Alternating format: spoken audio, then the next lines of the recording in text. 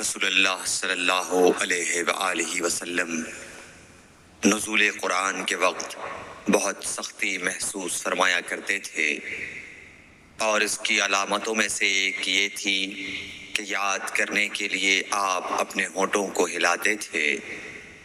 ابن عباس رضی اللہ تعالیٰ عنہ نے کہا، میں اپنے ہونٹوں کو ہلاتا ہوں جس طرح آپ ہلاتے تھے۔ سعید کہتے ہیں، میں بھی اپنے ہونٹ ہلاتا ہوں جس طرح ابن عباس رضی اللہ تعالیٰ عنہ کو میں نے ہلاتے دیکھا۔ پھر انہوں نے اپنے ہونٹ ہلائے۔ ابن عباس رضی اللہ تعالیٰ عنہ نے کہا، پھر یہ آیت اتری کہ اے محمد، قرآن کو جلد جلد یاد کرنے کے لیے اپنی زبان نہ ہلاؤ، اس کا جمع کر دینا اور پڑھا دینا ہمارا ذمہ ہے۔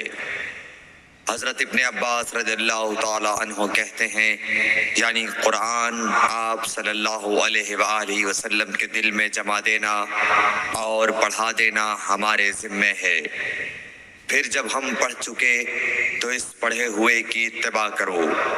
ابن عباس رضی اللہ تعالیٰ عنہ فرماتے ہیں، اس کا مطلب یہ ہے آپ اس کو خاموشی کے ساتھ سنتے رہو، اس کے بعد مطلب سمجھا دینا ہمارے ذمہ ہے۔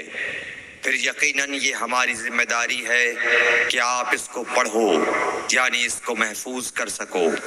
چنانچہ اس کے بعد جب آپ کے پاس حضرت جبرائیل علیہ السلام وحی لے کر آتے تو آپ توجہ سے سنتے، جب وہ چلے جاتے تو رسول اللہ صلی اللہ علیہ وسلم اس وحی کو اس طرح پڑھتے جس طرح حضرت جبرائیل علیہ السلام نے اسے پڑھا تھا۔